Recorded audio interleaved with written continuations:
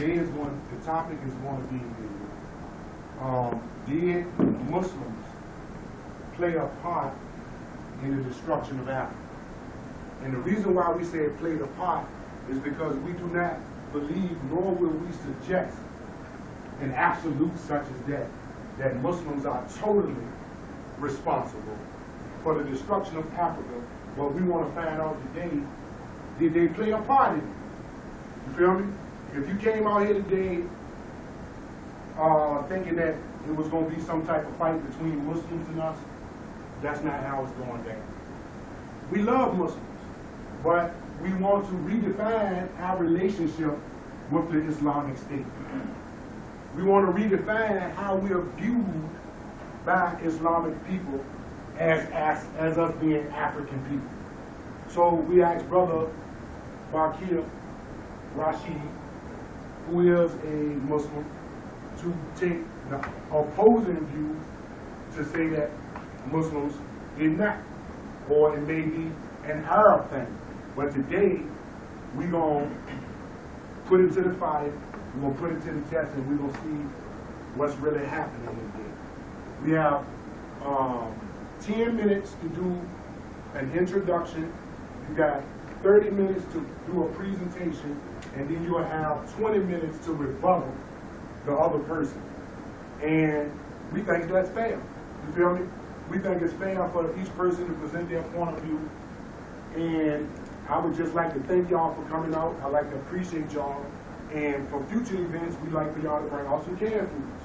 You know, we really want to help feed a hungry family.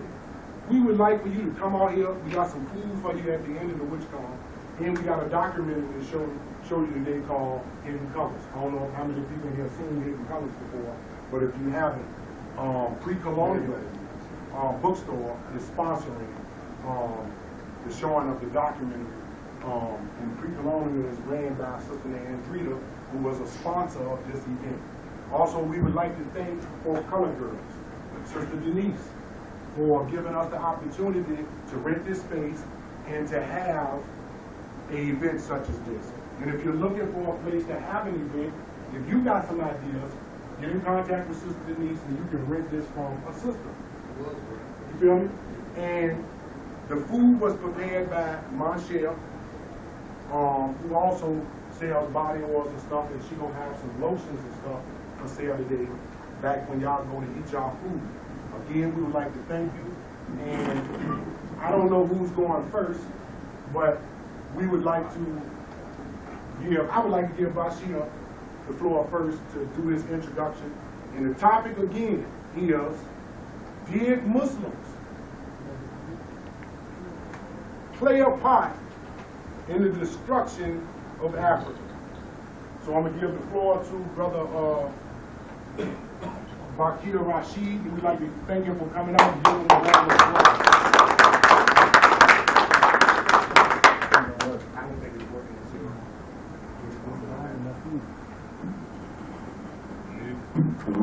Yeah.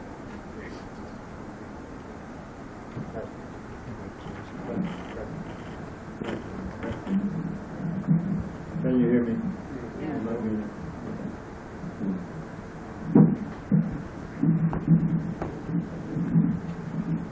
First of all, I want to say in the name of God, the Muslim benefactor, the Muslim. Amen. I want to thank all of you and Sean for the opportunity to share my thoughts with you. And the introduction that I have can probably be done in about less than 5 minutes. Now, I would like to say, at this point, the first phone call I received, the question was, the subject was discussion of Islam. The second phone call that I received was, did Islam destroy Africa? And today, when I look at the brochure, another question is proposed, did Muslims take a part in the destruction of Africa? Well, I believe that history is most attractive was best qualified to the award for research. And the first person I heard say that was Malcolm. Is that we have to look at the bigger picture. Another thing that I believe we have to do as a people in America, descendants of the Africans who came here, is we have to begin to look inward. We look inward. Now, I don't like to do a lot of talking about myself, but my background is basically history, Western and natural psychology, European history, and African history, and U.S. history. And I have been blessed to have good people around me. And one of the most important things that I learned over the last 55 or 56 years is that listen. That's what I do.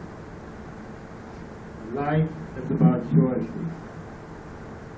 Choices are the product of the life that we live. Okay. Now, since I had prepared my comments based on the first question that I got about Islam, but anyway, at any rate, let me give an overview of what I think is very important, at least from my perspective. Language is something that has to be studied in order to understand what we mean when we express ourselves about certain topics. Language, perception, and interpretation. They are concepts and abstractions. Now, the first concept that I want to I'm going to give you this whole thing and then you can respond. I'm going to give it to you just the way that I have it. There is only one creator. There is only one creation. There is only one life. And there is only one humanity. That is a growth that we believe is a growth toward oneness. We also believe that reading is an obligation. We are obligated to read, and the gift that was given to us by God, one of the greatest gifts was the intellect. And the only way that you can grow the intellect is you have to read. Think, while thinking benefits the thinker. Whatever your situation is, if it's an unfavorable situation, the only way it's going to change is you have to change the way you think. If you don't change the way you think, your situation will never change. Words are very important. We are nothing more than the product of words, the words that we think, and what we think is who we are. Definition. A short story, so short, takes about 30 seconds. A man was giving a lecture once, and in his lecture he was defining certain words that he was using. And in the Q&A, the question and answer session, somebody got up and said, "Do you always have to define words?" And his answer was very simple. Can you understand without definition? If you cannot define a word, you cannot understand the word. So definition is very important, especially alluding to the topic that we have today. Okay. Now, what I have been taught as a Muslim, if you go buy a car or electronic equipment, I don't care what it is, one of the things that you always get is an instruction booklet as a guide as to how to use that particular apparatus.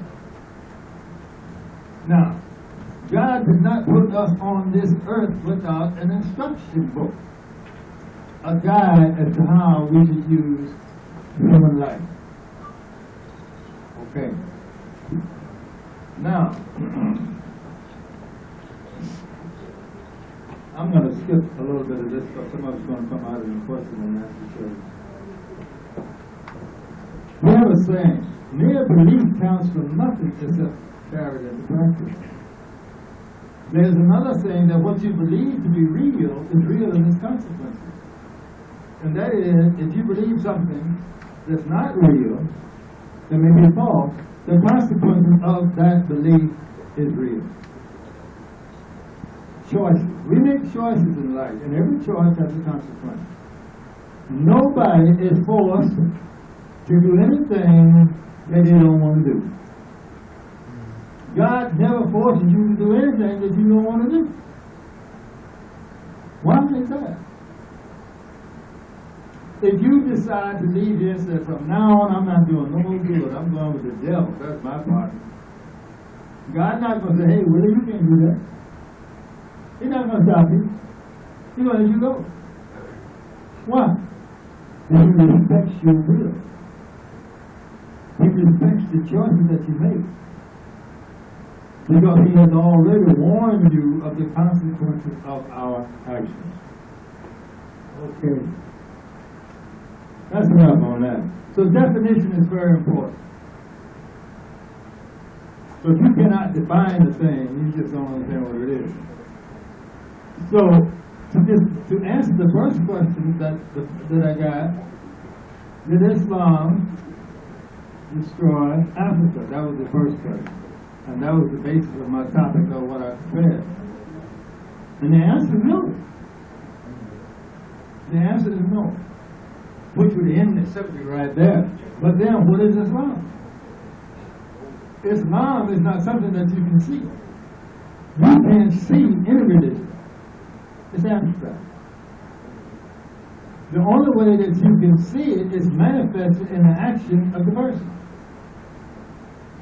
Oh, I thought he said he was this, but now he's doing that.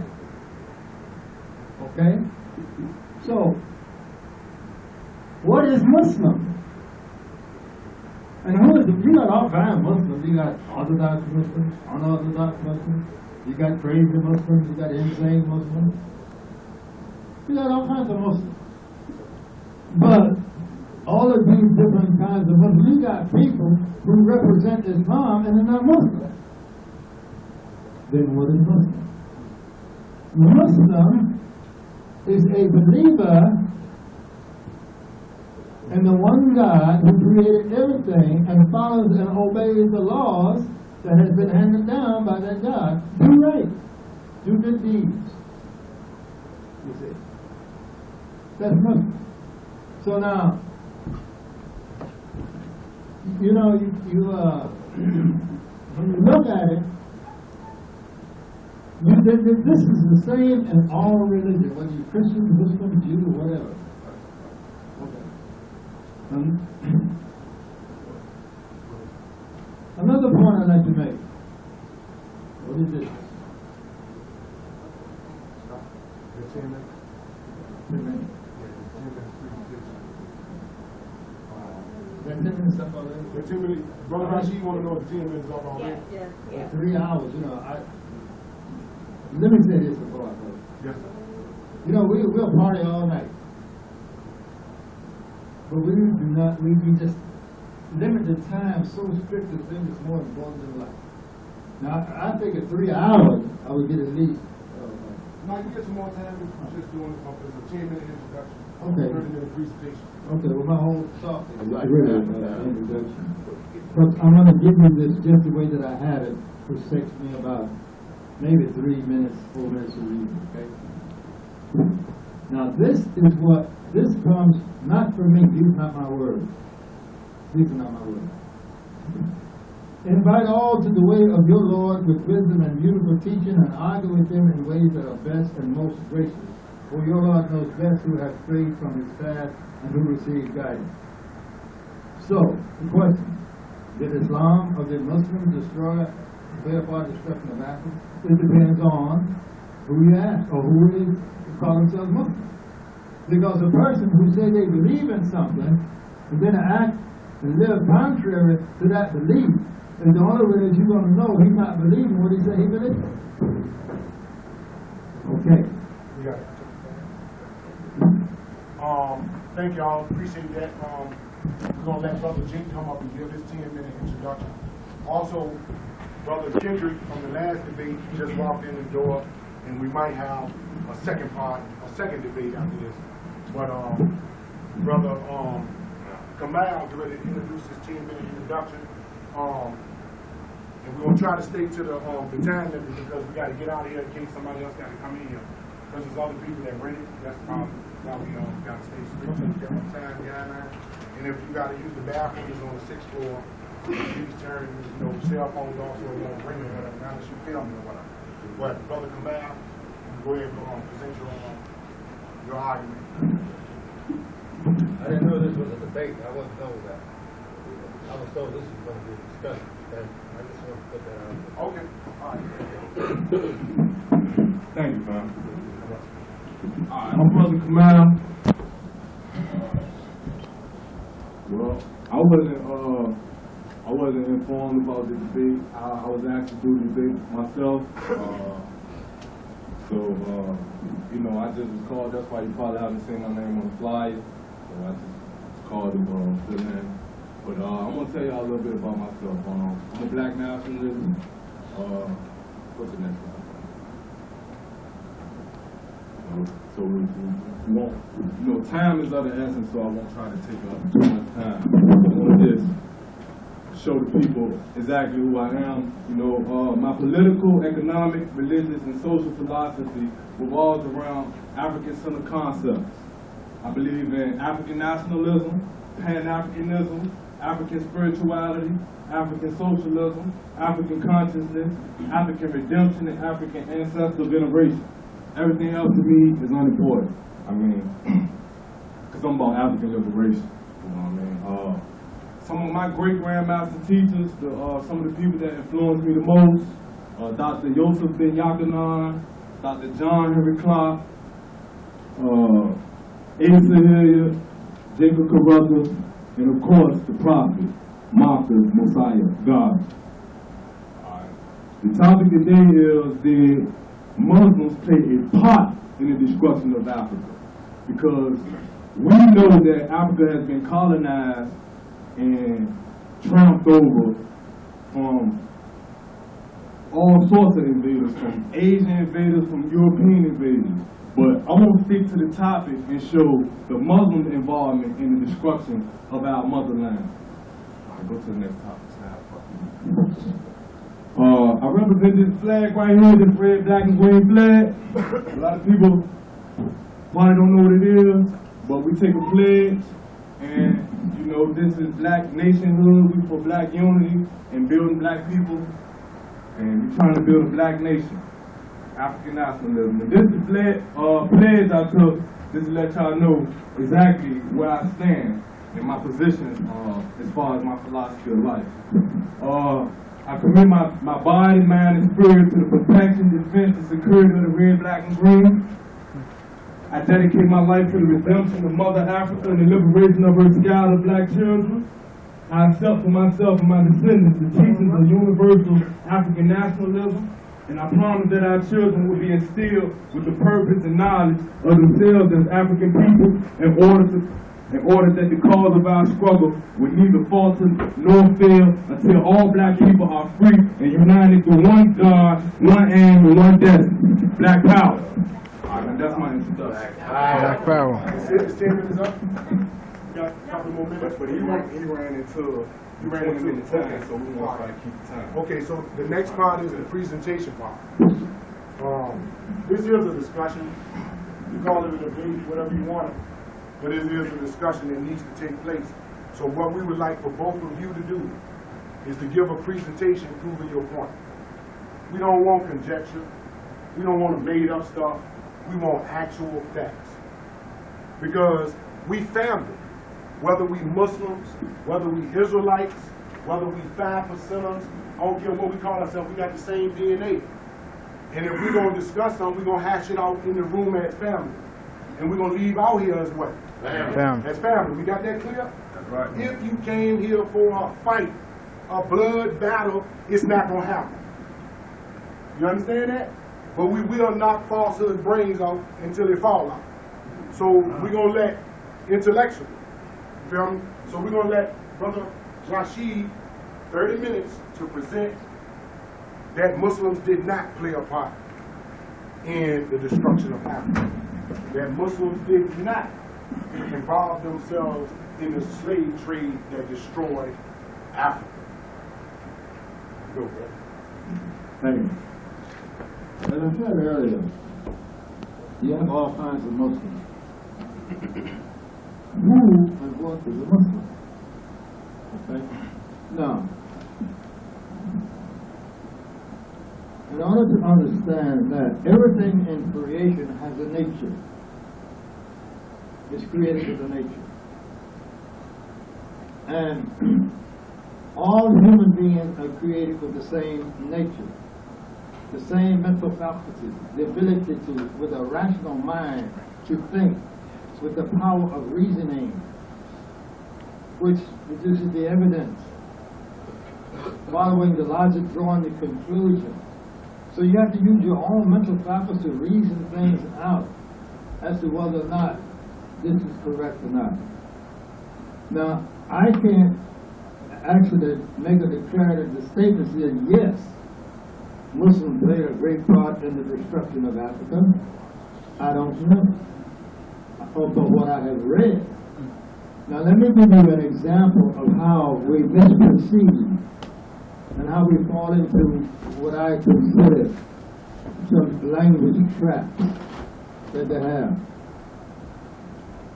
You have in this society, the media, especially the media, many of you have probably heard the term Islamic terrorists.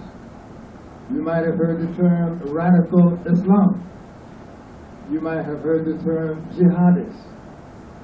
Okay? That's an oxymoron.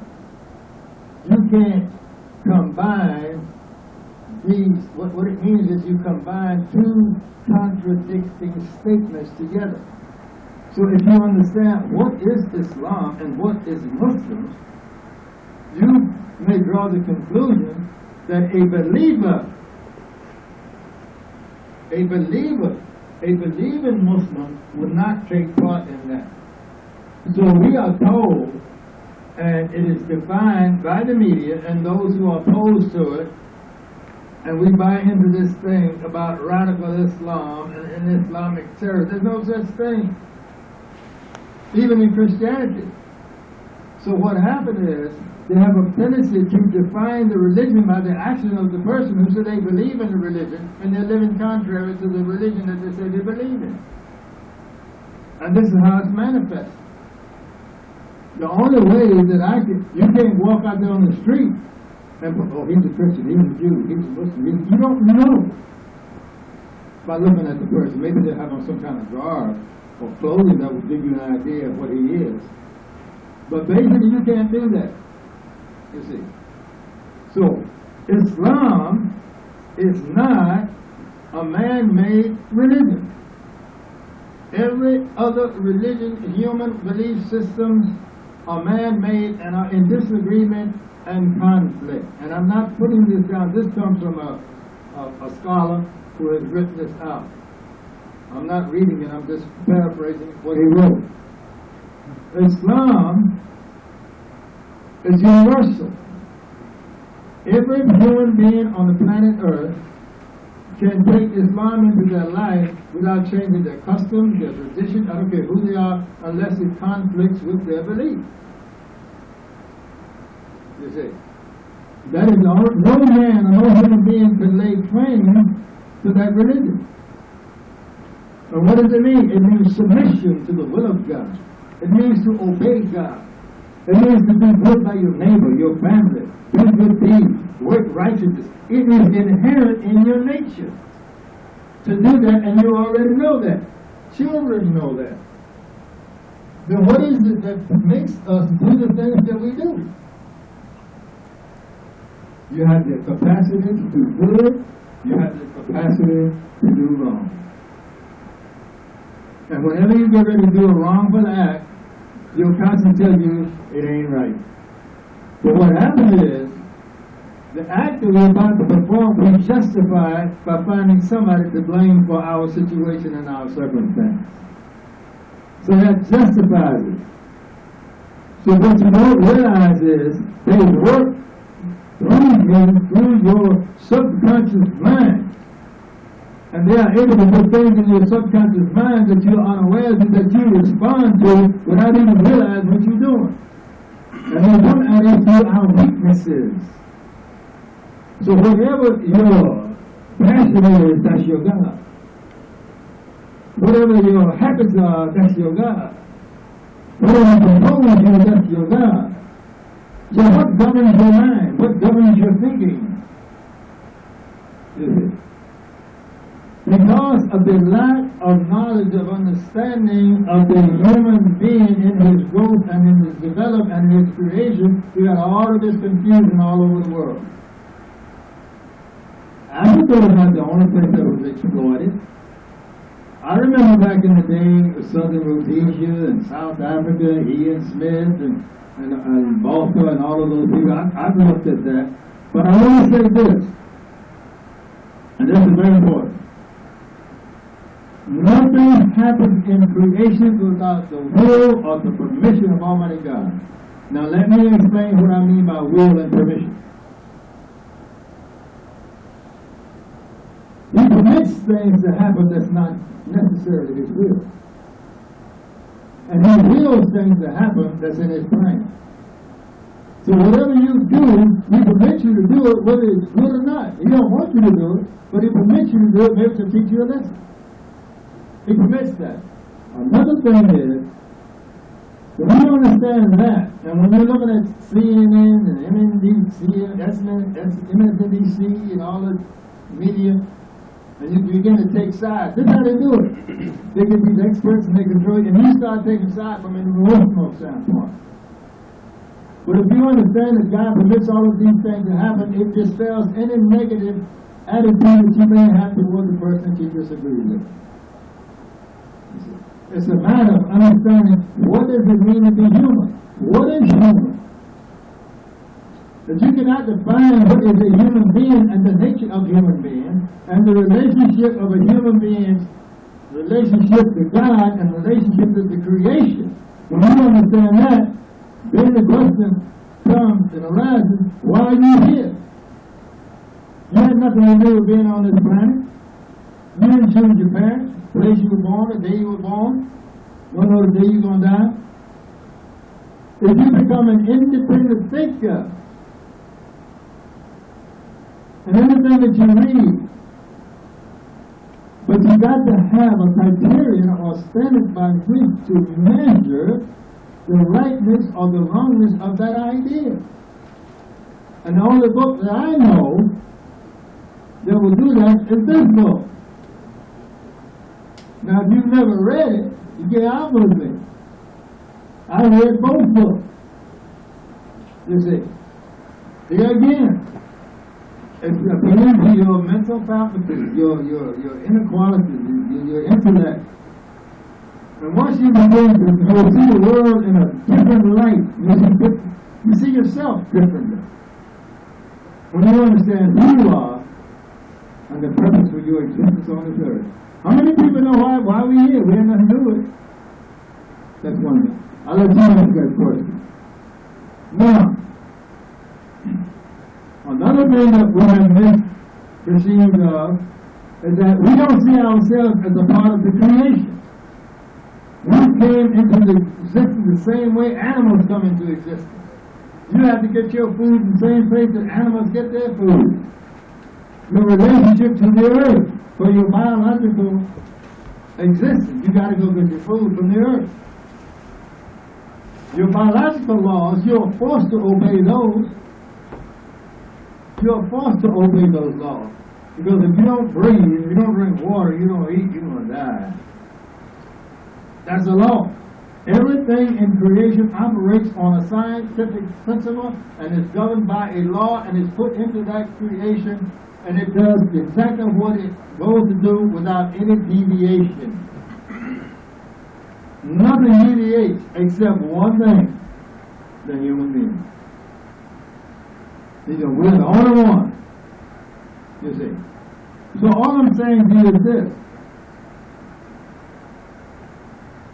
If there were people who call themselves Muslim or took a part in the destruction of Africa, they're not Muslim. They're not believers. They may be Muslims, but they're not believers. You see. The book puts mankind, humanity, into three different classes: believers, disbelievers, and hypocrites.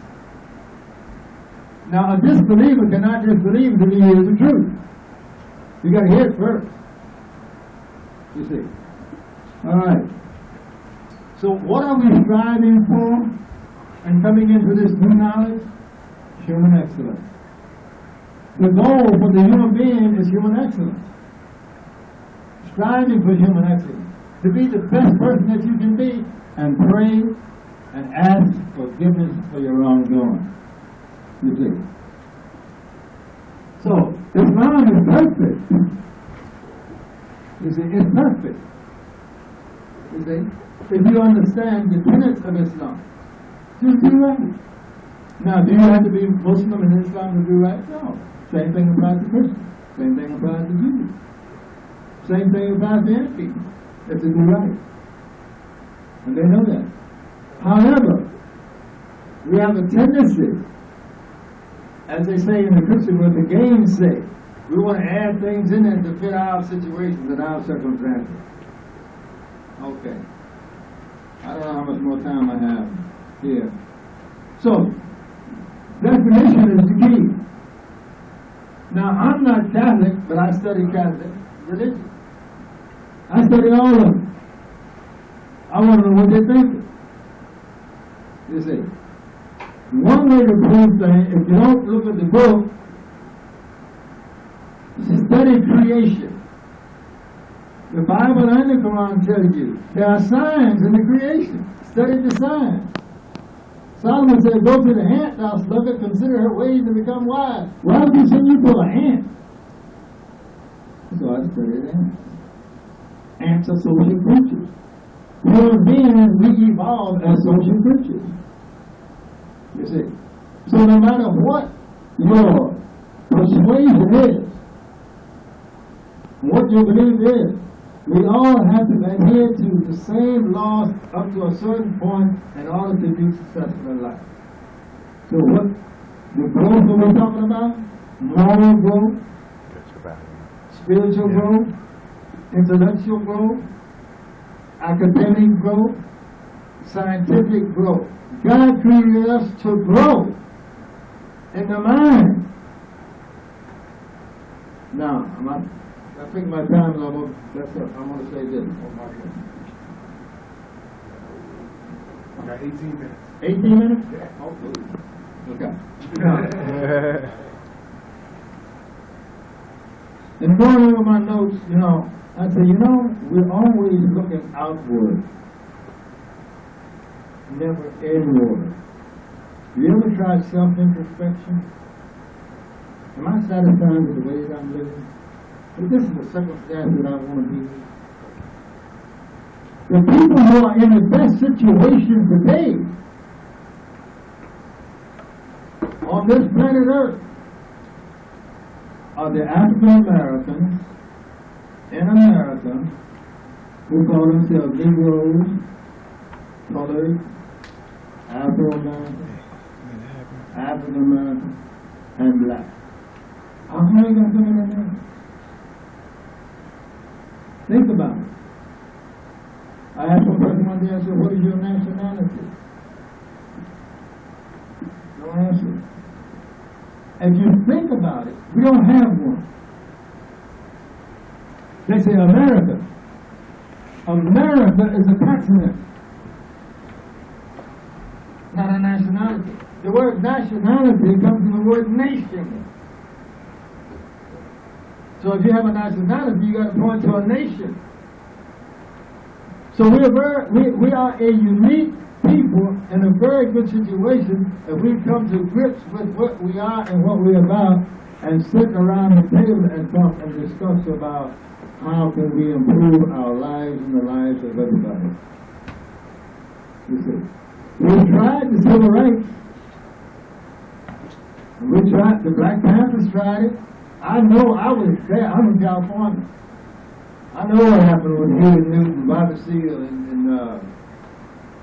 the other, I can't think of the name right now. Ellis Cleveland, all of them. I was there, I lived in San Francisco. I was there during the Civil Rights Movement. I talked to them. You got the Urban League, N.B.W.O, SCLC, all of these civil rights groups and organizations. Now they're saying it's failed. We got to start all over again. Why? You see? So, but they never say, why don't we try God? See if that works. Let's try God. See if that works. You are here for a certain period of time, and the time you come to go, there's going to be no delay. There'll be no postponement. This is a road that we're all traveling, that there are no detours. No detours. So my experiences was, I've always been a student of history and English and words. Words are very powerful. A man told me 55 years ago, 58 years ago, he said, brother, it's words. It's words. Knowledge can save you, knowledge can destroy you. So, there's no such thing, but I use the word, I use the term called, I'm a word connoisseur. Because they say wordsmith. The word wordsmith is not even in the dictionary. I couldn't find it. So there's no such thing as wordsmith. I heard somebody use that term. But if you become a connoisseur of words, it gets you a dictionary. It's about perception. Your perception and how you think things determine how you read, how you are influenced by things, and how somebody has influence over you. And that's how you're going to see it.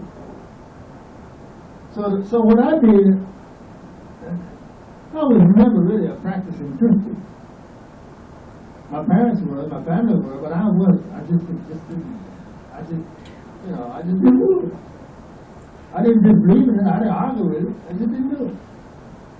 And somebody invited me to a place one time, back in 1958, I said, well, I've tried everything else, I've tried this. Remember, you're not here out of such a coincidence. You may not even know why you sit here. You see. So, I would be remiss in my responsibility. Those who know are supposed to help those who don't know. Now, it's up to you whether you accept it or not. Remember when I heard it, the part about God knows best who is to be guided? It's not for me to pick and choose. Oh, he won't listen.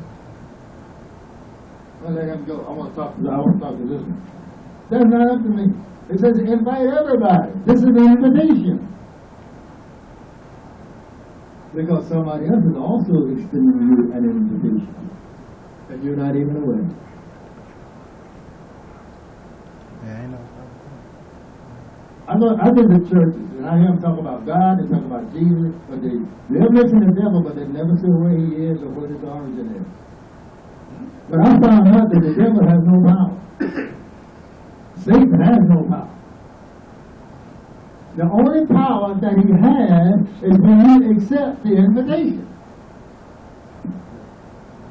Then you give him power. Okay. Well, now, anything that I have said during the Q&A, you can ask me and I'll respond to it. I'm going to stop right here. You got 12 minutes. You got 12 more minutes. Oh, you don't want no more minutes? How many You got 12 more minutes. I got 12 more minutes. Okay. All right. Please use them. I'm going to use them. Stick to the subject. Let me share my experience with you and how I came to be where I am. And I always give the credit to Almighty God because He controls everything. He knows all, sees all, hears all. Nothing is hidden from God. Okay.